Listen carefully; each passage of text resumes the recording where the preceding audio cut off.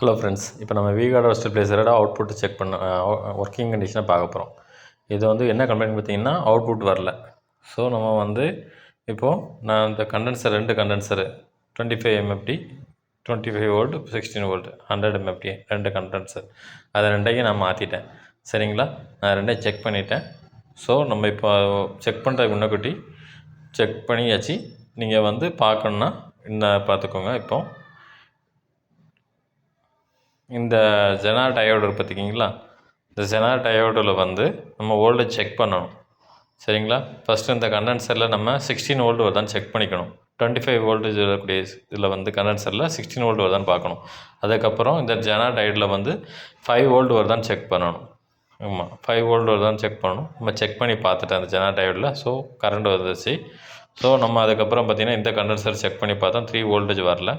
So இந்த இந்த இதையும் நம்ம ஜெனார் டயோடு இருக்குது, ஜெனார் டயோடு செக் பண்ணி பார்த்தோம்னு சொன்னிங்கன்னா இதில் வந்து நம்ம வோல்டேஜ் வரும். சரிங்களா, வோல்டேஜ் எல்லாமே வந்துருச்சு அப்படின்னு சொன்னால் நமக்கு கம்ப்ளைண்ட் பார்த்திங்கன்னா இந்த இது மட்டும்தான், கண்டென்சர் தான். நீங்கள் அதனால் அந்த 2 கண்டென்சரையும் மாற்றி விட்ருங்க. 2 கண்டென்சர் மாற்றிட்டு நீங்கள் வந்து ஆன் பண்ணி பாருங்கள், ஆன் ஆகும். சப்போஸ் உங்களுக்கு ஆன் ஆகலை அப்படின்னா, உடனே ஆன் ஆகாது. நம்ம என்ன செய்யணும் அப்படின்னா, இப்போ செக் பண்ணுறோம் பார்த்தீங்கன்னா, ஆனால் இப்போ பார்த்தீங்களா ரெட் லைட் எரியுதா, இப்போ இது எரியலை. ஸோ இப்போ அந்த 2 கம்பி இருக்குது பார்த்தீங்களா, அது ரெண்டையும் ஷார்ட் பண்ணி விடணும்.